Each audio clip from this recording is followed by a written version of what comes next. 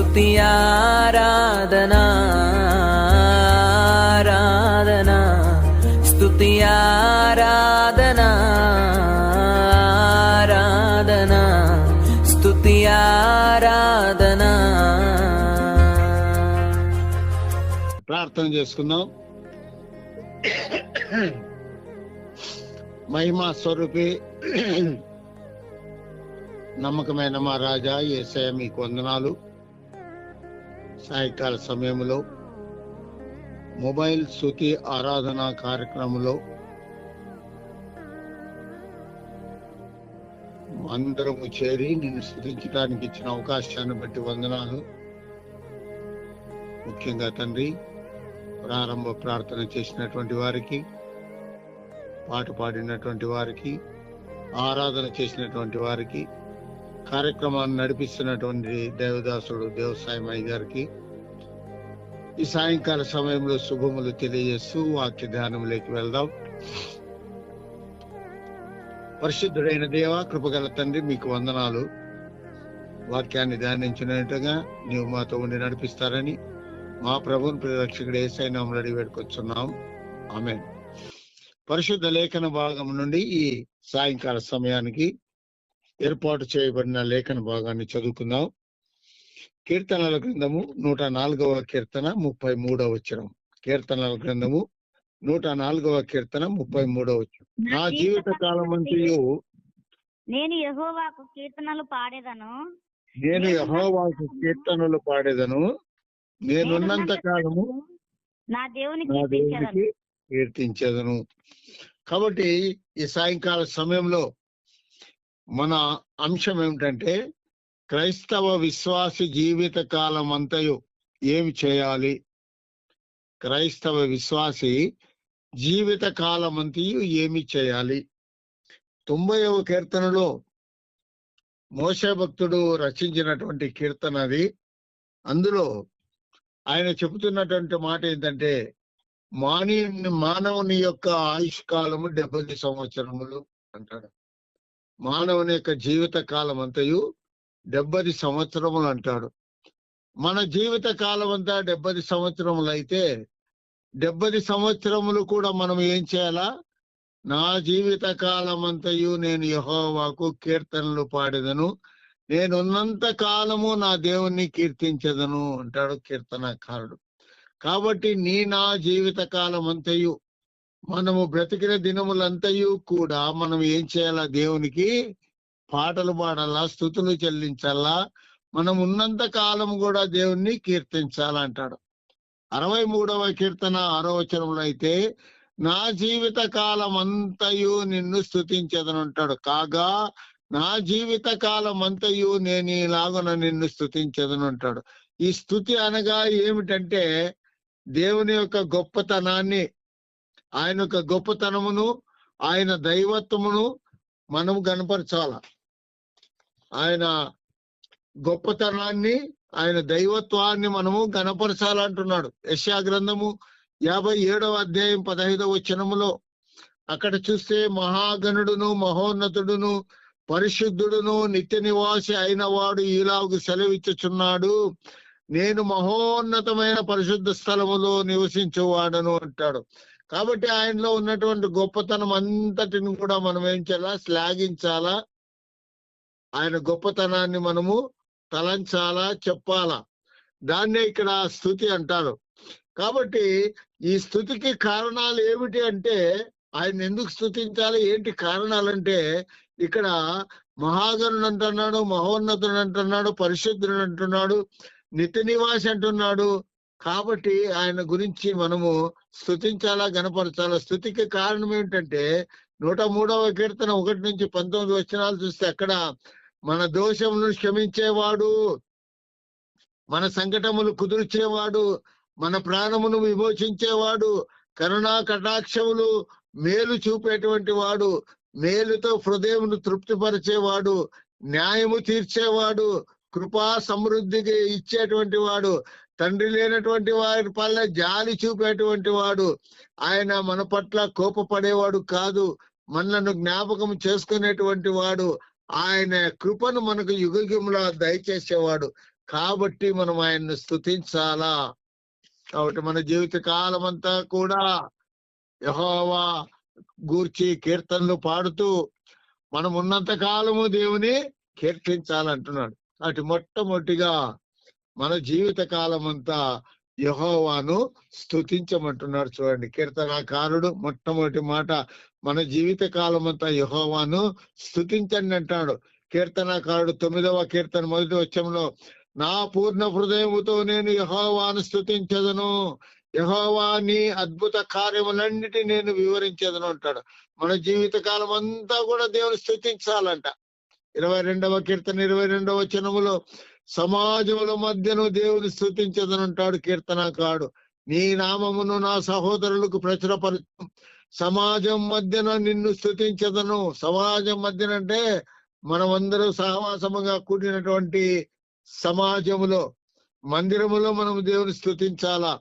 తర్వాత 30 కీర్తన 12వ వచనములో కూడా నిత్యము దేవుని స్తుతించదను అంటాడు. నిత్యము మనకు 24 గంటల సమయం, నిత్యము కూడా మనము దేవుని స్తుతించి ఉండాలా. నీవు నా గోనె పట్టు విడిపించి సంతోష వస్త్రము నన్ను ధరింపజేసి ఉన్నావు. యెహోవా నా దేవా, నిత్యము నేను నిన్ను స్తుతించదను. నిత్యం అంటే 24 గంటలు. ఏమంటున్నాడు ఇక్కడ? నీవు నా గోనె పట్టును విడిపించి సంతోష వస్త్రము నన్ను నాకు ధరింపజేసి ఉన్నావు. గోనె పట్టును విడిపించడం అంటే, మనం ఒక్కసారి వెనుకకు వెళ్ళినట్లయితే ఆయన గోనె పట్టును విడిపిస్తానంటున్నాడు. మన దరిద్రతను విడిపిస్తానంటున్నాడు. గోనె పట్టును విడిపిస్తానంటాడు. యోనా భక్తుడు నినివే మహాపట్టణానికి వెళ్ళి మీకు దుర్గతి కలుగుతుందని చెప్పినప్పుడు రాజు మొదలు ప్రతి ఒక్కరు కూడా గోనె పట్ట కట్టుకొని, చాలా తగ్గింపునకు అది సాదృశ్యంగా ఉంటుంది. గోనె పట్టును కట్టుకొని బూడిద పూసుకొని తండ్రి అయినటువంటి దేవునికి కన్నీళ్లతో వాళ్ళు విజ్ఞాపన చేశారు. అది గోనె పట్ట కారణం ఏంటంటే తగ్గింపు జీవితానికి సాదృశ్యం. కాబట్టి ఆ విధంగా నిత్యము దేవుని స్తుతించాల తగ్గింపు జీవితంతో. 69వ కీర్తన 30వ వచనంలో కూడా కీర్తనలతో దేవుని నామమును స్తుతించదను అంటాడు. కీర్తనలతో పాటలు పాడుతూ దేవుని స్తుతిస్తూ ఆయన్ని మనం గణపరచాల. కీర్తనలతో నేను దేవుని నామమును స్తుతించదను, కృతజ్ఞతాస్తుతులతో నేను ఆయనను గణపరచదను అంటాడు. కృతజ్ఞతాస్తుతులు ఏంటంటే ఆయన చేసిన మేలను మనము తలంచుకుంటూ, మన జీవితాల్లో ఆయన చేసినటువంటి గొప్ప మేళ్లను మనం తలంచుకుంటూ ఆయన స్తుతించాలంటున్నాడు. 71వ కీర్తన 22వ వచనములో కూడా దేవుని సత్యమును బట్టి స్తుతించాలంటాడు. నా దేవా, నేను కూడా నీ సత్యమును బట్టి స్వరమండలము వాద్యములతో నిన్ను స్తుతించదను. ఇశ్రాయేలు పరిశుద్ధ దేవాలయములు దేవుని సితారాతో నేను నిన్ను కీర్తించదను అంటాడు. పరిశుద్ధతో నేను సితారాతో నిన్ను కీర్తించదను అంటాడు. కాబట్టి దేవుని సత్యమును బట్టి మనం స్తుతించాలా. ఆయన సత్యవంతుడు, నీతివంతుడు, కాబట్టి ఆయన్ని మనం స్తుతించాలా. 145వ కీర్తన 2వ వచనంలో కూడా అనుదినము దేవుని స్తుతించదనంటాడు కీర్తనకారుడు. అనుదినము నేను నిన్ను స్తుతించదను, నిత్యము నీ నామమును స్తుతించదను. నిత్యము 24 గంటలు కూడా ప్రతి క్షణము కూడా దేవుని స్తుతిస్తూ ఉండాలా. తర్వాత 146వ కీర్తన 2వ వచనంలో కూడా నా జీవిత కాలమంతా నేను యెహోవాను స్తుతించదను. నా జీవిత కాలం అంతా నేను యెహోవాను స్తుతించదను, నేను బ్రతుకు కాలమంతా నా దేవుని కీర్తించదను అంటాడు. కాబట్టి దేవుని మనం కీర్తించాలి. ఇక్కడ ఏమంటున్నాడు? మొట్టమొదటిగా జీవిత కాలం అంతయు యెహోవాను స్తుతించదను అంటాడు. ఇక రెండవదిగా మనము చూస్తే నా జీవిత కాలం అంతా యెహోవాను మొరపెట్టదను అంటాడు. మన జీవిత కాలం అంతా కూడా కీర్తనాకారుడు ఏ విధంగా అయితే దేవుని మొరపెట్టాడో మనం కూడా ఆ విధంగా మన జీవిత కాలం అంతా మొరపెట్టాల. మొరపెట్టుడనగా కష్టములో ఉన్నప్పుడు కన్నీటితో ఆక్రందన చేయడం. మనం కష్టంలో ఉన్నప్పుడు ఆక్రందన చేయాల, కన్నీరు కారుస్తూ అయ్యో అని దేవుని సన్నిధానంలో అడగాల, ప్రభువా కాపాడు అని.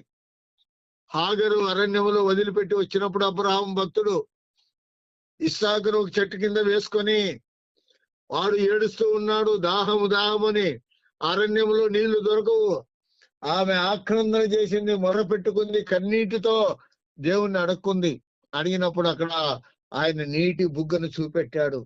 ఆ నీళ్లు త్రాగి ఆ పిల్లవాడు ఏడ్పును మానుకున్నాడు. కాబట్టి ఆక్రందన చేయాల. అందుకే 116వ కీర్తనలో 2వ వచనం అంటాడు, జీవిత కాలమంతయు నేను ఆయనకు మొర్ర పెట్టెదను. ఆయన నాకు చెవియొగ్గెను. కావున నా జీవిత కాలమంతయు నేను ఆయనను మొరపెట్టెదను. మరణ బంధములు నన్ను చుట్టుకొని ఉండెను, పాతాళపు వేదనలు నన్ను పట్టుకొని ఉండెను, శ్రమయు దుఃఖమును నాకు కలిగెను. అప్పుడు యెహోవా దయచేసి నా ప్రాణమును విడిపింపమని యెహోవా నామమును బట్టి నేను మొర్రపెట్టి తిని. మొర్ర పెట్టడం అంటే కన్నీళ్లు విడవను. కన్నీళ్లు విడవాలా, కన్నీటి ప్రార్థన చేయాలా. 50వ కీర్తన 15వ వచనంలో కూడా ఆపత్కాలములో మొరపెట్టితే దేవుడు విడిపించును అంటాడు. ఆపత్కాలమున నీవు నన్ను గూర్చి మొరపెట్టుము, నేను నిన్ను విడిపించదను, నీవు నన్ను మహిమపరచెదవు. ఆపత్కాలములో కష్టం వచ్చినప్పుడు మనం మొరపెట్టాలా. ఎవరైనా ఒకరు బావిలో పడిన వ్యక్తి లేదా అగ్నిలో కాల్చబడుతున్నటువంటి వ్యక్తి ఏం చేస్తాడు? మొరపెడతాడు. బావిలో పడిన వ్యక్తి ఏం చేస్తాడు? గట్టిగా కేకలు వేస్తాడు, ఎవరైనా నన్ను రక్షించండి అని. అగ్నిలో కాలుతున్నటువంటి వ్యక్తి ఆ బగబగ మండుతున్నటువంటి మంటల్లో ఉన్నప్పుడు ఆక్రందన చేస్తాడు, ఎవరైనా నన్ను కాపాడండి అని. ఆ విధంగా మనం ఆపత్కాలములో దేవుని మొరపెట్టినట్లయితే దేవుడు మనల్ని విడిపిస్తానని సెలవిస్తున్నాడు. కాబట్టి రెండవదిగా ఏం చేయాలా? మన జీవిత కాలం అంతా కూడా దేవుణ్ణి మొరపెట్టాలా. 141వ కీర్తన 1వ వచనం చూస్తే, ఆయన మన దగ్గరకు రావాలంటే మనం మొరపెట్టాలా. దేవుడు మన దగ్గరికి రావాలంటే మనం ఏం చేయాలా? మొరపెట్టాలా. యెహోవా, నేను నీకు మొరపెట్టుచున్నాను, నా యొద్దకు త్వరపడి రమ్ము. నేను మొరపెట్టగా నీ మాటకు చెవియొగ్గుము. నా మాట నీవు చెవియొగ్గు. నీ మాట నేను చెవియొగ్గుతాను, నీ మాట వింటాను, నా యొద్దకు రమ్మని అడుగుతున్నాడు. 142వ కీర్తన 2వ వచనం చూస్తే, బహు వినయముగా దేవుణ్ణి మొరపెట్టుకోవాలా. బహు వినయముగా ఆయన సన్నిధిని నేను మొరపెట్టుచున్నాను. నాకు కలిగిన బాధ ఆయన సన్నిధిని తెలియజెప్పుకొనుచున్నాను. కాబట్టి మంచి వినయముతో మోకాళ్ళుని కన్నీరు కారుస్తూ ఆయన్ని మొరపెట్టాలా. 22వ కీర్తన 5వ వచనంలో చూస్తే, దేవునికి మొరపెట్టితే విడుదల కలిగిస్తానంటున్నాడు. దేవునికి మనం మొరపెట్టినట్లయితే నీవు ఏ విషయములో బంధింపబడి ఉంటున్నావో ఆ బంధాల నుండి నిన్ను విడిపిస్తాడు. వారు నీకు మొరపెట్టి విడుదల నొందిరి, నీ యందు నమ్మిక ఉంచి సిగ్గుపడకపోయిరి. ఇశ్రాయేలు జనాంగము ఐగుప్తు దాసత్వములో ఉన్నప్పుడు అనేక విధాలుగా బాధలు అనుభవించారు. కర్రలు వారే తెచ్చుకోవాలా, మట్టి వారే తెచ్చుకోవాలా, ఇటుకలు కాల్చాలా, తగిన సమయానికి వాటిని వారికి అందించాలా. అనేక కొరడా దెబ్బలు తిన్నారు, అనేక బాధలు పడ్డారు, అనేకంగా అవమానపడ్డారు. పిల్లలకు పాలించడానికి కూడా సమయం లేకుండా కష్టపడి పని చేయించారు. అలాంటి సమయంలో యెహోవాకు మొరపెట్టినప్పుడు వారు నీకు మొరపెట్టి విడుదల నొందిరి. మోషేను పంపి ఆ ఐగుప్తు దాసత్వం నుంచి వారికి విడుదల కలిగించాడు. నీవు నేను ఏదైనా బంధకాల్లో ఉన్నట్లయితే, ఒకవేళ నీవు త్రాగుడు బంధకంలో ఉన్నావా, లేదా వ్యభిచార బంధకంలో ఉన్నావా, లేదా పేకాట బంధకంలో ఉన్నావా, లేదా ఏ విషయములో నువ్వు బంధింపబడి ఉన్నావో సాతాను చేతిలో, ఆ బంధకాల నుంచి నీవు విడిపించబడాలంటే బహు వినయముతో నీవు మొరపెట్టు, నీకు విడుదల కలిగిస్తాడు. 57వ కీర్తన 2వ వచనంలో, మన కార్యాలు సఫలము కావాలంటే మనం మొరపెట్టాలా దేవుని సన్నిధానంలో అంటాడు. మహోన్నతుడైన దేవునికి నా కార్యము సఫలము చేయము, నా కార్యములు సఫలము చేయమని దేవునికి నేను మొరపెట్టుచున్నాను. నా కార్యము సఫలము చేయి. ఎలియాజరును పంపాడు అబ్రాహాము భక్తుడు. ఎందుకు? తన కుమారుని ఇస్సాకునకు సాటి అయినటువంటి సహాయము కావాలా, ఒక పెండ్లి భార్యను సిద్ధము చేసుకొని రమ్మని. అప్పుడు ఆయన వెళ్ళి అబ్రహాము సొంత బంధువులలో వెళ్ళి అక్కడ ఆ బిడ్డకు కావలసినటువంటి పెండ్లి కుమారుని, ఆ యొక్క ఇస్సాకు కావలసినటువంటి పెండ్లి కుమార్తెను సిద్ధము చేసుకోవటానికి ఆయన ఒంటెలు తీసుకొని వెళ్ళి ఆ గ్రామమునకు వెళ్ళిన తర్వాత మోకరింపజేసి అక్కడ ప్రార్థన చేశాడు. ఏమని ప్రార్థన చేశాడు? ఆయన నేను వచ్చిన కార్యము సఫలము చేయి, నా యజమానునికి ఇష్టము కలిగించు అని ఆ మూగ జంతువులను సహితము మోకరింపచేసి ఏం చేశాడు? ఆయన మోకరించి ఏం చేశాడు? ఆయన నేను వచ్చినటువంటి కార్యాన్ని సఫలము చేయమని యెహోవా దేవుని ప్రార్థించాడు. ఆ విధంగా నీవు నేను కూడా మన కార్యాలు సఫలము కావాలంటే మనము మోకరించి మొరపెట్టాలా. మొరపెట్టినట్లయితే తప్పనిసరిగా మన కార్యాలను ఆయన సఫలము చేస్తాడు. 61వ కీర్తన 2వ వచనంలో చూస్తే మనము అభివృద్ధి కావాలంటే దేవుని మొరపెట్టాల. మనం అభివృద్ధి కావాలంటే దేవుని మొరపెట్టాల. నా ప్రాణము తల్లడిల్లగా భూదిగంతముల నుండి నీకు మొరపెట్టుచున్నాను, నేను ఎక్కలేనంత ఎత్తైన కొండపైకి నన్ను ఎక్కించుము. అభివృద్ధిలోనికి నడిపించమని అడుగుతున్నాడు. ఎత్తైన కొండపైకి నన్ను ఎక్కించు అంటే అభివృద్ధి పదంలోనికి నన్ను నడిపించుమని. కాబట్టి మొట్టమొదట మన జీవిత కాలం అంతా ఏం చేయాలా? యెహోవాను స్తుతించాలా. రెండవది మన జీవిత కాలం అంతా యెహోవాకు మొరపెట్టాలా. ఇక మూడో విషయానికి వచ్చినప్పుడు మూడో విషయం చూసినట్టయితే మన జీవిత కాలం అంతా దేవుని ఆజ్ఞలు కట్టడలు గైకొనాలా. ఆయన ఆజ్ఞలను కట్టడలను మనం గైకొనాలా. నిర్గమకాండం 20వ అధ్యాయంలో రాయబడిన 10 ఆజ్ఞలే కాదు, అనేక ఆజ్ఞలు పరిశుద్ధ లేఖన భాగంలో ఉన్నాయి. కాబట్టి ప్రతి ఆజ్ఞను కూడా మనము కట్టడలను మనము గైకొనాలా. 99వ కీర్తన 7వ వచనంలో వారు ఆయన శాసనములను అనుసరించిరి అంటాడు. వారు ఆయన శాసనములను అనుసరించిరి అంటాడు. మేఘ స్తంభముల నుండి ఆయన వారితో మాట్లాడెను, వారు ఆయన శాసనములను అనుసరించిరి, ఆయన తనకిచ్చిన కట్టడలను వారు అనుసరించిరి. ఇశ్రాయేలు జనాంగానికి ఇచ్చినటువంటి కట్టడలు, వారు ఐగుప్తు దేశంలో నుంచి పాలు తేనెలు ప్రవహించే కనాను దేశానికి ప్రయాణమై వెళ్ళినప్పుడు మోషేతో వారికి చెప్పించినటువంటి కట్టడలన్నిటిని వారు అనుసరించినట్టుగా నీవు నేను మనం కూడా అనుసరించాలా. 103వ కీర్తన 17వ వచనంలో చూస్తే ఆయన కట్టడలను అనుసరించి నడుచుకొని వారికి ఆయన కృప యుగ యుగములు నిలుచునంటాడు.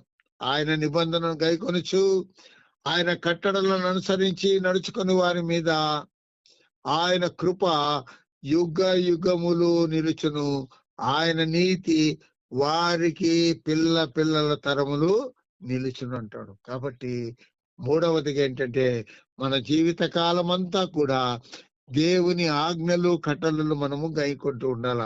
119వ కీర్తన 8వ వచనంలో చూస్తే దేవుని ఆజ్ఞలు గైకొంటే విడిచిపెట్టాడంట ఆయన. దేవుని ఆజ్ఞలు గైకొంటే ఆయన విడిచిపెట్టాడంట. నీ కట్టడలను నేను గైకొందును, నన్ను బొత్తిగా విడనాడకమంటాడు. కాబట్టి ఆయన ఆజ్ఞలు మనం గైకొంటే ఆయన ఎప్పుడు కూడా మనలను విడిచిపెట్టడు. అంతేకాదు 119వ కీర్తన 6వ వచనంలో దేవుని ఆజ్ఞలు గైకొంటే అవమానము కలగదు అంటాడు. నా ఆజ్ఞలన్నిటినీ నేను లక్ష్యం చేసినప్పుడు నాకు అవమానము కలుగ నేరదు అంటాడు. దేవుని మాటలు ఎప్పుడైతే మనం వింటామో, ఆయన ఆజ్ఞలు ఎప్పుడైతే శిరసావహిస్తామో అప్పుడు మనకు అవమానము కలగదు. ప్రకటన గ్రంథం 1వ అధ్యాయం 3వ వచనంలో ప్రవచన వాక్యము చదువువాడు గైకొనువాడు ధన్యుడవుతాడంట. ఆ ప్రవచన వాక్యాలు ఏంటి? దేవుని యొక్క ఆజ్ఞలే. ఇక్కడ ఏమంటున్నాడు? సమయము సమీపించినది గనుక ఈ ప్రవచన వాక్యములు చదువువాడును వాటిని విని ఇందులో రాయబడిన సంగతులను గైకొను వారును ధన్యులు అంటాడు. కాబట్టి ఆయన ఆజ్ఞలను కట్టలను మనము గైకొనాలి. లూకా సువార్త 1వ అధ్యాయం 6వ వచనంలో జకరియా ఎలిజబెత్ దేవుని ఆజ్ఞలు గైకొని నడుచుకున్నారు. వీరిద్దరూ ప్రభువు యొక్క సకలమైన ఆజ్ఞల చొప్పున న్యాయ విధులను నిరపరాధులుగా నడుచుకొనుచు దేవుని దృష్టికి నీతి మంతులై ఉండిరి అంటాడు. కాబట్టి ఆజ్ఞలను మనం గైకొని నడుచుకోవాలా. అపోస్తలుడైన పౌలు గారు కొరింథీ సంఘానికి రాస్తూ కొరింథీయులకు రాసిన మొదటి పత్రిక 11వ అధ్యాయం 2వ వచనంలో దేవుని కట్టడలను గైకొంటే దేవుడు మెచ్చుకుంటాడంట. ఆయన ఆజ్ఞలను గైకొన్నట్లయితే ఆయన నిన్ను నన్ను మనలందరినీ మెచ్చుకుంటానంటున్నాడు. చిన్నపిల్లలు ఏదైనా చెప్పిన మాట విని, ఉపాధ్యాయులు చెప్పినటువంటి మాటలు విని వాళ్ళు మంచిగా చెప్పినటువంటి హోంవర్క్ రాసుకుపోయినారంటే ఏం చేస్తారు? వాళ్ళని మెచ్చుకుంటారు, వెరీ గుడ్ అంటారు. అదే విధంగా నీవు నేను మనము కూడా దేవుని కట్టడలను గైకొన్నట్లయితే దేవుడు మనల్ని మెచ్చుకుంటాడు. మీరు అన్ని విషయంలో నన్ను జ్ఞాపకము చేసుకొనుచు నేను మీకు అప్పగించిన కట్టడలను గైకొనుచున్నారని మిమ్మును మెచ్చుకొనుచున్నాను అంటాడు. కాబట్టి మన జీవిత కాలం అంతా కూడా దేవుని ఆజ్ఞలను కట్టడలను మనము గైకొనాలి. ఇక 4వ మాట ఏంటంటే మన జీవిత కాలం అంతయు యథార్థముగా నడుచుకోవాలా. యోబును గురించి చెప్తాడు, ఆయన యథార్థ వర్తనుడు అంటాడు. ఆయన యథార్థ వర్తనుడు అని ఆయన గురించి చెప్తున్నాడు. రాజుల మొదటి గ్రంథములో 15వ అధ్యాయం 4వ వచనం చూస్తే దావీదు తన జీవిత కాలం అంతా కూడా యథార్థముగా నడిచెను అంటాడు. ఏదో ఒక్క తప్పు చేశాడు తప్ప ఇక ఆయన జీవిత కాలంలో అంతా యథార్థంగానే జీవించాడు. దావీదు హిత్తీయుడైన ఉరియా సంగతి ఎందు తప్ప తన జీవిత కాల దినములన్నీ యెహోవా దృష్టికి యథార్థముగా నడుచుకొనుచు యెహోవా అతనికి ఇచ్చిన ఆజ్ఞలలో దేని విషయమందును తప్పిపోకుండెను గనుక అంటాడు. కాబట్టి దావీదులాగా మనం కూడా యథార్థంగా జీవించాలి. 84వ కీర్తన 11వ వచనంలో అంటాడు, యథార్థముగా ప్రవర్తించుచు ఆయన మేలు మనకు దయచేస్తాడు. ఎవరైతే యథార్థంగా ప్రవర్తిస్తుంటారో వారికి ఆయన మేలులు దయచేస్తానంటాడు. దేవుడైన యెహోవా సూర్యుడును కేడమునై ఉన్నాడు. యెహోవా కృపయు ఘనతయు అనుగ్రహించును. యథార్థముగా ప్రవర్తించు వారికి ఆయన ఏ మేలును చేయక మానడు. అన్ని మేలు చేస్తాడు, అన్ని విషయాల్లో నీకు మేలు చేస్తాడు. కాబట్టి యథార్థంగా నడుచుకోవాలి.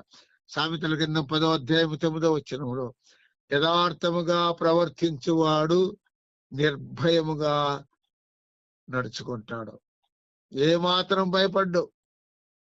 యథార్థముగా ప్రవర్తించేటువంటి వాడు నిర్భయంగా ప్రవర్తిస్తాడు, ఏం భయం లేదు. చూడండి, యథార్థముగా ప్రవర్తించువాడు నిర్భయముగా ప్రవర్తించును, కుటిల వర్తనుడు భయపడును. కాబట్టి యథార్థంగా మనము నడుచుకోవాల. యథార్థంగా మనం నడుచుకుంటే మనకేమి కూడా భయం లేదు. సామెతల గ్రంథము 11వ అధ్యాయము 20వ వచనములో మనం గమనించినట్లయితే ఇక్కడ సొలొమోను భక్తుడు చెప్తున్నాడు, యథార్థముగా ప్రవర్తించువారు ఆయనకు ఇష్టలు. యథార్థంగా నీవు ప్రవర్తించినట్లయితే ఆయన నీ పట్ల ఇష్టపడతాడు. ఇక్కడ ఏమంటున్నాడు సొలొమోను భక్తుడు, మూర్ఖ చిత్తులు యెహోవాకు హేయులు. మూర్ఖ చిత్తులు అంటే నేను పట్టిన కుందేలుకు 3 కాళ్ళు అనేటువంటి వారు చెప్పినదే మనం వినాలా, మనం చెప్పింది ఏమాత్రం వినడు. అందువలన ఇక్కడ ఏమంటాడు, మూర్ఖ చిత్తుడు అంటాడు. మూర్ఖ చిత్తులు యెహోవాకు హేయులు, యథార్థముగా ప్రవర్తించేవారు ఆయనకు ఇష్టలు. యథార్థంగా ప్రవర్తించేటువంటి వారు ఆయనకి ఇష్టలు. ఆయన యోబు యథార్థంగా ప్రవర్తించాడు కాబట్టి ఆయన కలిగినటువంటి ఆపదలన్నిటిలో కూడా ఆయన్ను రక్షించాడు, ఆయనకు కాపుదలుగా ఉన్నాడు. 2 ఆశీర్వాదాన్ని ఆయనకి ఇచ్చాడు. ఆయన పోగొట్టుకున్న దానిలో 2 ఆశీర్వాదం ఇచ్చాడు. కాబట్టి నీవు నేను కూడా యథార్థంగా ప్రవర్తించినట్లయితే ఆయనకి ఇష్టలుగా జీవిస్తాము. అంతేకాదు 2 ఆశీర్వాదాన్ని కానీ మనం పొందుకోగలుగుతాం. సామెతల గ్రంథములో 14వ అధ్యాయము 2వ వచనంలో చెప్తున్నాడు, భయభక్తులు గలవాడు యథార్థముగా ప్రవర్తించును. భయము భక్తి, భయం ఉన్నప్పుడు భక్తి ఉంటుంది, భక్తి ఉన్నప్పుడు భయం ఉంటుంది. ఒక పావురానికి 2 రెక్కలు ఉంటాయి, ఒక రెక్క లేకపోతే అది ఎగరలేదు. ఆ విధంగానే మనకు భయం ఉండి భక్తి లేకపోతే ప్రయోజనం లేదు. భక్తి ఉండి భయం లేకపోతే కూడా ప్రయోజనం లేదు. కాబట్టి భయభక్తులు గలవాడు యథార్థముగా ప్రవర్తించును. యథార్థముగా ప్రవర్తించేవాడు యెహోవా యందు భయభక్తులు గలవాడు, కుటిల చిత్తుడు ఆయన్ను తిరస్కరించువాడు అంటాడు. కాబట్టి యథార్థముగా మనం ప్రవర్తించాలా. యథార్థముగా ప్రవర్తించేటువంటి వారు ఆయనకి ఇష్టలుగా ఉంటారు. సామెతల గ్రంథములోనే 28వ అధ్యాయము 18వ వచనం చూస్తే యథార్థముగా ప్రవర్తించువాడు రక్షింపబడును అంటాడు. యథార్థముగా ప్రవర్తించేటువంటి వానికి రక్షణ. వెంటనే దేవుడు వాని వెంట ఉండి వాడిని రక్షిస్తుంటాడు. ఎన్ని ఆపదలు కలిగినా, ఎన్ని కష్టములు వచ్చినా, ఎన్ని నిష్ఠూరములు వచ్చినా, ఎంత మొదలైనా కూడా, ఎంత ఆర్థిక ఇబ్బందులైనా యథార్థముగా ప్రవర్తించేటువంటి వాడిని రక్షణలోనికి నడిపిస్తాడు. ఏదో ఒక విధముగా యథార్థముగా ప్రవర్తించేవాడు రక్షింపబడును. మూర్ఖ ప్రవర్తన గలవాడు హఠాత్తుగా పడిపోవును. మూర్ఖ ప్రవర్తన కలిగిన వాడు యథార్థముగా పడిపోతాడంట. కాబట్టి క్రైస్తవ జీవితములో మనము యథార్థంగా ప్రవర్తించాలా. 112వ కీర్తన 2వ వచనంలో చూస్తే యథార్థవంతుల వంశము వారు దీవించబడుదురు.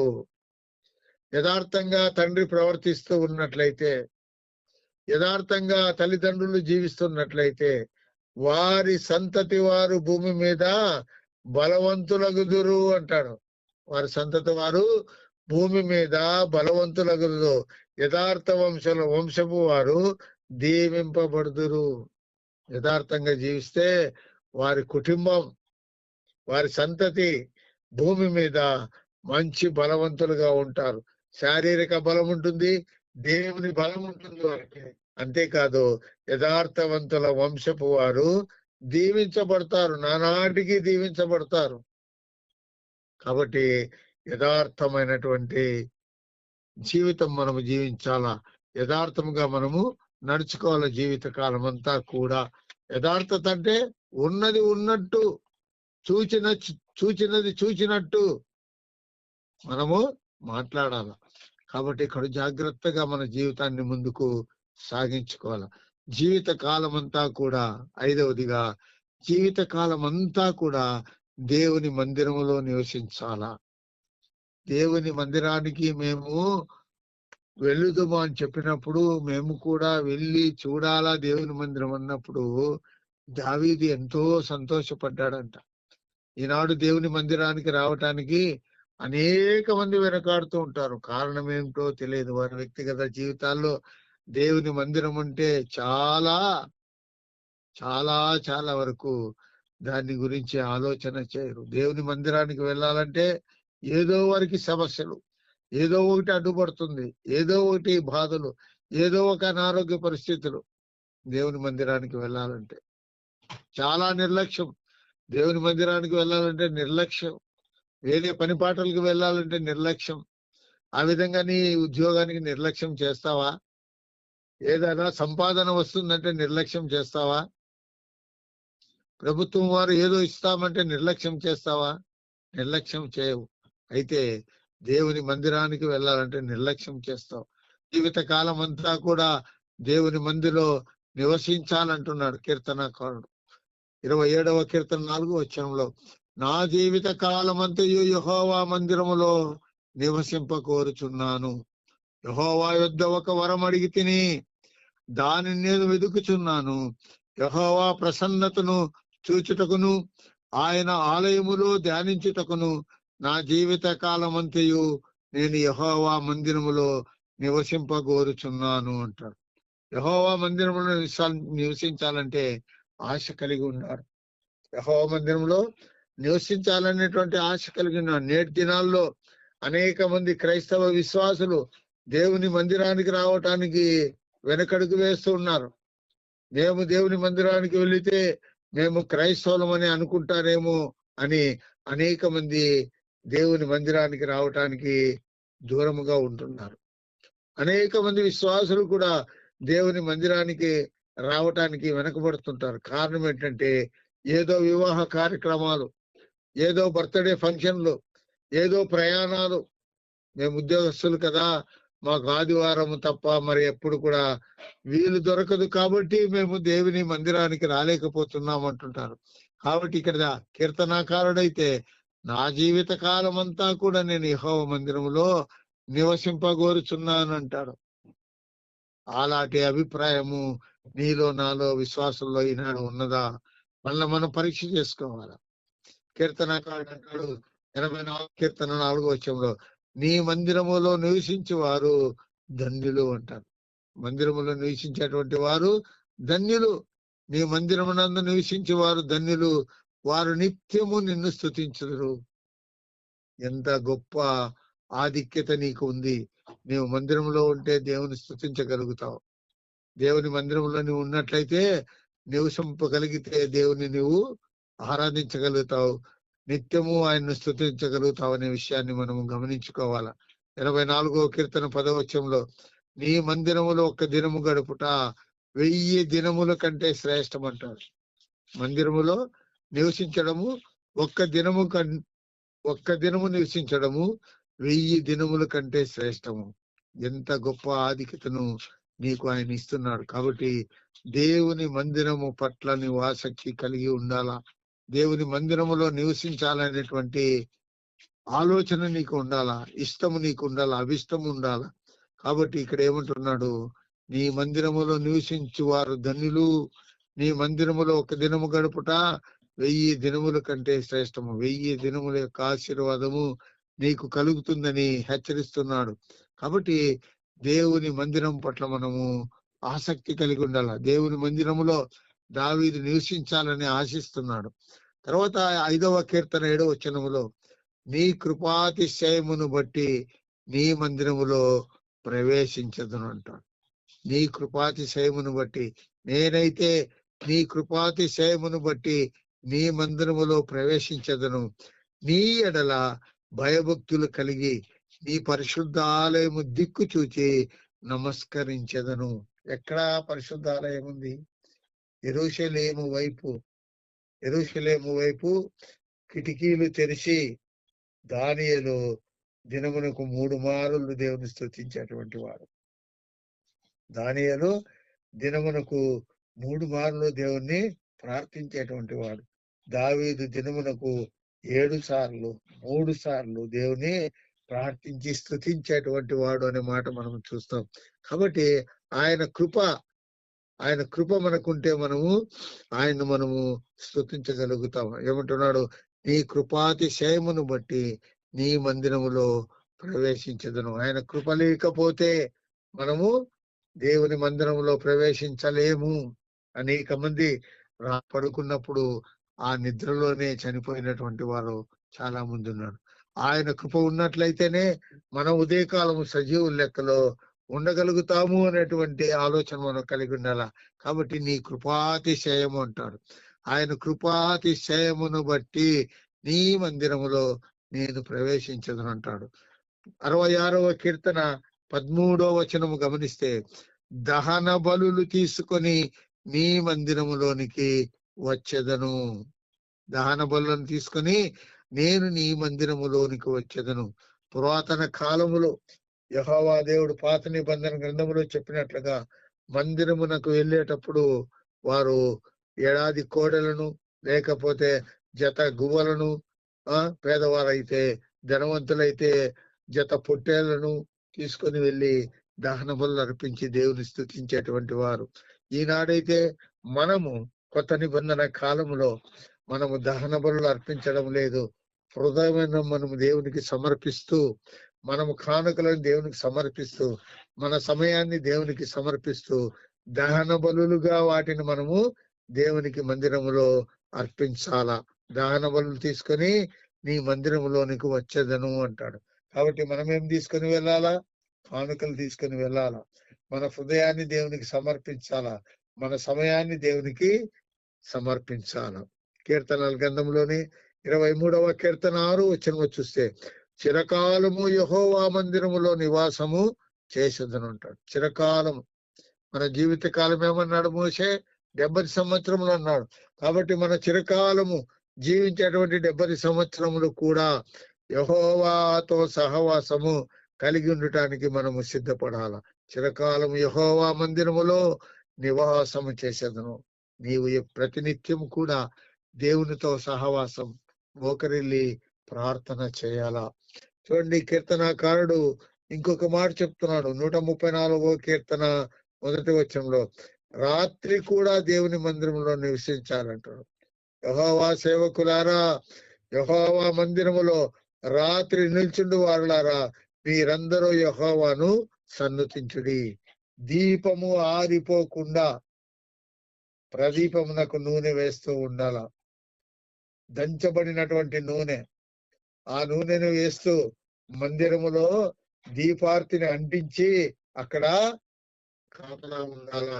యాజకులు రాత్రి కూడా దేవుని మందిరంలో నివసించేటువంటి వారు.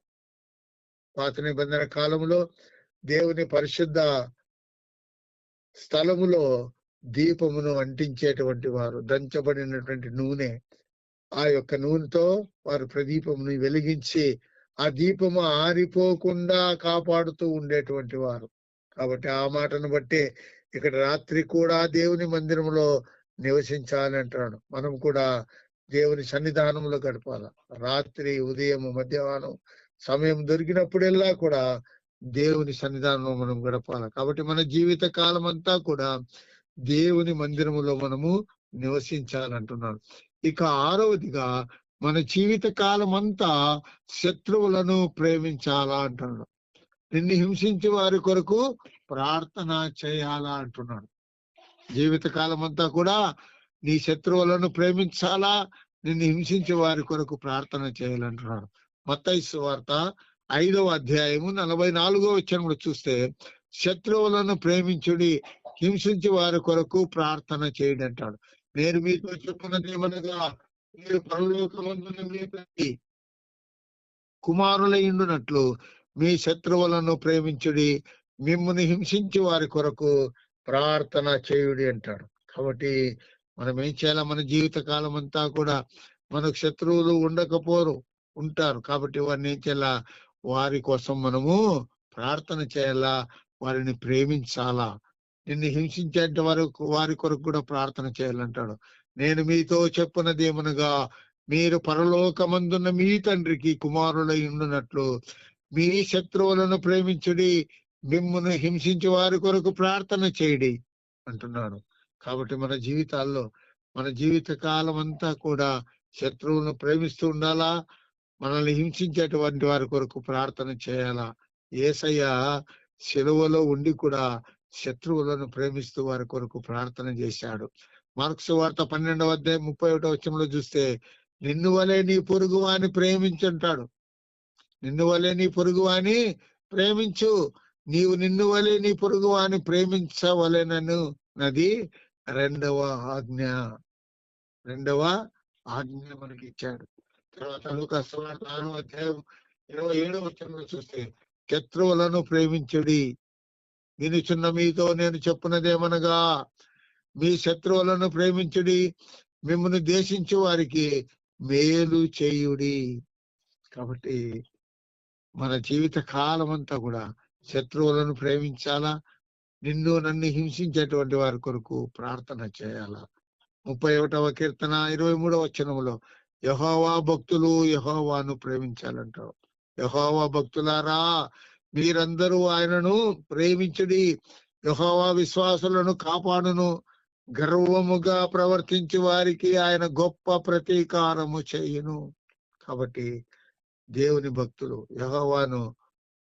భక్తులు యెహోవాను ప్రేమించాలని చెప్తున్నాడు. తర్వాత సామెతల గ్రంథము 8వ అధ్యాయం 21వ వచనంలో, నీవు దేవుని ప్రేమించు వారిని ఆస్తికర్తలనుగా చేస్తానంటాడు. ఎవరైతే దేవుని ప్రేమిస్తుంటారో వారిని ఆస్తికర్తలుగా చేస్తానంటాడు. పేదవారిగా ఎప్పుడు చేయడు, తలగా ఉంచుతాడు గాని తోకగా ఉంచడు. అప్పిచ్చేవారిగా ఉంచుతాడు గాని అప్పు తీసుకునేటువంటి వారుగా ఉంచడు దేవుడు. గమనించాల, దేవుని ప్రేమించే వారిని ఆస్తికర్తలనుగా చేస్తానంటాడు. ఏది తక్కువగా వారు ఉండరు, అందరికంటే లోకుల కంటే గొప్పవారిగా దేవుని బిడ్డలు జీవిస్తుంటారు. నన్ను ప్రేమించే వారిని ఆస్తికర్తలుగా చేయదును, వారి నిధులను నింపుదును. ఏమి తక్కువ అండి? ఏమి తక్కువ చేయడు, వారి నిధులను నింపుదును అంటాడు. అపోస్తల కార్యం 7వ అధ్యాయం 59 నుండి 60 వచనాలు చూస్తే, స్టెఫను రాళ్లతో కొట్టబడిన సమయములో, రాళ్లతో కొడుతున్నారు, ఊరి వెలుపల లాక్కుని వెళ్ళి వారి కొరకు ప్రార్థిస్తున్నాడు. ఆకాశం వైపు తలెత్తి పరలోక దర్శనాన్ని చూస్తూ ప్రభువును గూర్చి మొరపెడుతున్నాడు. ఏమని? ప్రభువును గూర్చి మొరపెడుతున్నాడు. నన్ను రాళ్లతో కొడుతున్నారు ప్రభువా, వీరికి ఏమీ తెలియదు, వీరిని క్షమించమని ప్రభువును గూర్చి మొరపెట్టుచు, యేసు ప్రభువా నా ఆత్మను చేరమని స్టెఫను పలుకుచుండగా వారు అతని రాళ్లతో కొట్టిరి. అతడు మోకాళ్ళుని, ప్రభువా వారి మీద ఈ పాపము మోపకమని గొప్ప శబ్దముతో పలికెను. ఈ మాటలు పలికి నిద్రించెను. సౌలు అతని చావునకు సమ్మతించెను. కాబట్టి ఇక్కడ ప్రభు ఏం చెప్తున్నాడు? శత్రువులను ప్రేమించండి, నిన్ను హింసించు వారి కొరకు ప్రార్థన చేయండి అంటున్నాడు ప్రభు. ఆయన ఆ పని చేసి మనకు మాదిరి చూపుతున్నాడు. లూకా సువార్త 23వ అధ్యాయం 34వ వచనంలో యేసు శిలువపై శ్రమ పడుతూ కూడా శత్రువుల కొరకు ప్రార్థించాడు. రెక్కలో బెల్లంతో ఒకడు కొడుతున్నాడు, కాళ్ళలో ఒకడు మేకులు, చేతుల్లో ఒకడు మేకులు కొడుతున్నాడు, ఒకడు ముఖంపై ఉమ్మి ఊస్తున్నాడు, ఒకడు తల మీద ముళ్ళ కిరీటం పెట్టి కొడుతున్నాడు. ఇంకా నీవు దేవుడు అయితే దిగిరా అని ఇంకొకడు అంటున్నాడు. ఈ విధంగా అన్ని అవమానాలు పడుతూ కూడా యేసు, తండ్రి వీరేమి చేయుచున్నారో వీరెరగరు గనుక వీరిని క్షమించమని తండ్రి అయిన దేవుని అడుగుతున్నాడు. వారు ఆయన వస్త్రములో పంచుకొనుటకు చీట్లు వేసిరి. అంత శ్రమలో కూడా ఆయన ఏం చెప్తున్నాడు? శత్రువులను ప్రేమించండి, మిమ్మల్ని హింసించే వారి కొరకు ప్రార్థన చేయమంటున్నాడు. అలాంటి గొప్ప లక్షణం మనం కలిగి ఉంటే ప్రయత్నం చేద్దాం. ఇంకా చివరిగా 7వదిగా మన జీవిత కాలం అంతా కూడా సృష్టికర్తను జ్ఞాపకం చేసుకోవాలి. మనల్ని పుట్టించినటువంటి దేవాది దేవుణ్ణి మనము జ్ఞాపకం చేసుకోవాలి. ప్రసంగి గ్రంథం 12వ అధ్యాయము 2వ వచనంలో సృష్టికర్తను స్మరణకు తెచ్చుకోవాలి అంటాడు. సృష్టికర్తను క్షణము కూడా మనము గుర్తు చేసుకోవాలి. ఆయన మనల్ని పుట్టించినటువంటి వాడు, ఆయనను కరుణించినటువంటి వాడు, మనల్ని ఈ విధంగా బ్రతికించినటువంటి వాడు. ఆయన్ని మనం ఎప్పుడు కూడా స్మరణకు తెచ్చుకోవాలంటే గుర్తు చేసుకోవాలా. తేజస్సునకును సూర్యచంద్ర నక్షత్రములకును చీకటి కమ్మకు ముందే, వాన వెలిసిన తర్వాత మేఘములు మరలా రాకముందే, నీ బాల్య దినములందే నీ సృష్టికర్తను స్మరణకు తెచ్చుకును అంటున్నాడు. కాబట్టి ప్రతి క్షణం కూడా మన సృష్టికర్త అయినటువంటి మన తండ్రిని మనము జ్ఞాపకము చేసుకోవాలా. 105వ కీర్తన 5వ వచనములో ఆయన చేసిన ఆశ్చర్య కార్యములను జ్ఞాపకం చేసుకోవాలా. ఆయన దాసుడైన అబ్రహాము వంశస్థులారా, ఆయన ఏర్పరచుకున్న యాకోబు సంతతి వారులారా, ఆయన చేసిన ఆశ్చర్య కార్యములను జ్ఞాపకం చేసుకున్నాడు అంటాడు. కాబట్టి మన జీవితాన్ని ఆయన చేసినటువంటి మేళ్లను, ఆశ్చర్య కార్యములను మనము జ్ఞాపకం చేసుకోవాలా. 105వ కీర్తన 6వ వచనంలో కూడా ఆయన సూచక క్రియలను, ఆయన నోటి తీర్పును జ్ఞాపకం చేసుకున్నాడు. ఆయన చేసిన సూచక క్రియలను, ఆయన నోటి తీర్పులను జ్ఞాపకం చేసుకున్నాడు. కాబట్టి తీర్పును గురించి చెప్తున్నాడు. తీర్పు మన దగ్గరికి వస్తుంది. ఆయన అనేకమైనటువంటి సూచక క్రియలను మనకు చేసి చూపించాడు. అదే విధంగా తీర్పును కూడా మనకు చూపెడతాడు. జాగ్రత్తగా ఉండాల. ఇర్మీయా గ్రంథము 51వ అధ్యాయము 50వ వచనంలో యెహోవాను జ్ఞాపకం చేసుకోవాలంటాడు. ఖడ్గమును తప్పించుకున్న వారులారా, ఆలస్యము చేయక వెలుడి, దూరము నుండి మీరు యెహోవాను జ్ఞాపకం చేసుకున్నది. యెరూషలేము మీ జ్ఞాపకమునకు రానీయుడి అంటాడు. కాబట్టి ప్రతి విషయాన్ని కూడా మనం జ్ఞాపకం చేసుకోవాలా. హగ్గయి గ్రంథము 2వ అధ్యాయం 5వ వచనంలో ఆయన మీతో చేసిన నిబంధన జ్ఞాపకం చేసుకున్నాడు. నిబంధన ఇద్దరి మధ్యలో జరిగేటువంటి నిబంధన అన్నమాట. మీరు ఐగుప్తు దేశంలో నుండి వచ్చినప్పుడు నేను మీతో చేసిన నిబంధన జ్ఞాపకం చేసుకొనుడి. నా ఆత్మ మీ మధ్యన ఉన్నది గనుక భయపడుకుడి. ఏం నిబంధన చేశాడు? పాలు తేనెలు ప్రవహించే దేశంలో మీకు స్థానాన్ని అనుగ్రహిస్తానంటున్నాడు. ఐగుప్తు దాసత్వములో నుంచి రప్పించినటువంటి మిమ్మల్ని పాలు తేనెలు ప్రవహించేటువంటి దేశంలో ప్రవేశపెడతా. ఏమాత్రం మీరు త్రవ్వనటువంటి బావులు, పంట వేయనటువంటి పంటలు, ద్రాక్ష తోటలు, నాటని ద్రాక్ష తోటలు మీకు ఇస్తాను. సమృద్ధి అయినటువంటి నీటిని, మంచి వాతావరణాన్ని మీకు ఇస్తానని సెలవిచ్చినాడు.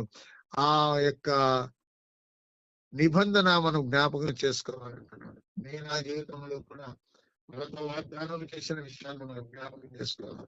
మనకి గ్రంథం 4:4 ధర్మశాస్త్ర కట్టడలు విధులను జ్ఞాపకం చేసుకోమంటాడు. హోరేబు కొండ మీద ఇశ్రాయేలు అందరి కొరకైనను నా సేవకుడైన మోషేకు ఆజ్ఞాపించిన ధర్మశాస్త్రమును, దాని కట్టడలను విధులను జ్ఞాపకం చేసుకొనుడి. 10 ఆజ్ఞలను జ్ఞాపకం చేసుకోమంటున్నాడు. మలాకి గ్రంథం 3:16 దేవుని స్మరించుచు వారిని ఒక గ్రంథములో వారందరినీ రాస్తున్నాడు. అప్పుడు యెహోవా యందు భయభక్తులు గల వారు ఒకరితో ఒకరు మాట్లాడుకొనుచుండగా యెహోవా చెవియొగ్గి ఆలకించెను. మరియు యెహోవా యందు భయభక్తులు కలిగి ఆయన నామమును స్మరించుచు ఉండు వారికి జ్ఞాపకార్థముగా ఒక గ్రంథము ఆయన సముఖమునందు వ్రాయబడెను అంటున్నాడు. కాబట్టి జీవితం అంతా కూడా మనం ఏం చేయాలా? సృష్టికర్తను మనము జ్ఞాపకం చేసుకోవాలి. కాబట్టి క్రైస్తవ విశ్వాసి జీవిత కాలం అంతయు ఏమి చేయాలంటే, మొట్టమొదటిగా మన జీవిత కాలం అంతా యెహోవా దేవుని స్తుతించాలా. రెండవది, మన జీవిత కాలం అంతా యెహోవాకు మొరపెట్టుకోవాలా. మూడవదిగా, మన జీవిత కాలం అంతా దేవుని ఆజ్ఞలు కట్టడలు గైకొనాలా. నాలుగవది, మన జీవిత కాలం అంతా యథార్థముగా నడుచుకోవాలా. ఐదవది, మన జీవిత కాలం అంతా యెహోవా మందిరంలో నివసించాలా. ఆరవది, మన జీవిత కాలం అంతా శత్రువులను ప్రేమించి హింసించే వారి కొరకు ప్రార్థించాలా. ఏడవది, మన జీవిత కాలం అంతా సృష్టికర్తను జ్ఞాపకం చేసుకోవాలా. ఈ 7 విషయాలు మన జీవిత కాలం అంతా మనము ఈ విషయాలను నడుచుకుంటూ దేవుని యొక్క ఆశీర్వాదములు పొందాలంటే, లోకములో పాపములో మునిగి తేలుతున్నటువంటి మనలను తన అమూల్యమైన రక్తము చేత విమోచించి బ్రతికిస్తున్నాడు కనుక ఇక నుండి అయినా మన జీవిత కాలం అంతయు మనం పై చెప్పబడినటువంటి పనులను చేస్తూ జీవించి దేవుని ఆశీర్వాదాలను పొందుకుందాము గాక. ఆమేన్. పరిశుద్ధుడైన దేవా, కృపా కనికరము గల మా తండ్రి, మీకు వందనాలు, స్తుతులు, స్తోత్రాలు. క్రైస్తవ విశ్వాసి జీవిత కాలమంతయు ఏమి చేయాలనేటువంటి విషయాలు మాకు బోధపరిచారు. మీకు వందనాలు, స్తుతులు, స్తోత్రములైన ఆరాధన కార్యక్రమం నడిపిస్తున్న బిడ్డలను మీరు దీవించండి, ఆయన ఆరోగ్యాలను దయచేయండి. ఈ దినము నడిపించిన దైవదాసుడు మేము ప్రత్యేకంగా దీవించండి ప్రభు. వారి సంఘాన్ని దీవించండి. దేవసాయ గారి కుటుంబాన్ని కూడా దీవించండి నాయన. పీటర్ గారి కుటుంబాన్ని దీవించండి.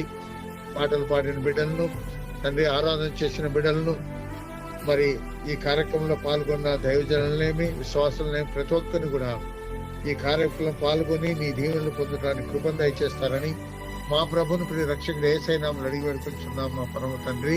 ఆమేన్. తండ్రి, కుమార, పరిశుద్ధాత్మ ఏక దేవుని యొక్క ప్రేమ, సంతోష, సమాధానాలు పాల్గొన్న ప్రతి ఒక్కరికి, నడిపించినటువంటి వారికి, పాటలు పాడే ఆరాధించినటువంటి వారికి, ప్రతి ఒక్కరికి సదా మీ కృప దయచేసి బలపరిచి ఆశీర్వదించుదురుగాక. ఆమేన్, ఆమేన్, ఆమేన్. అందరికీ వందనాలండి.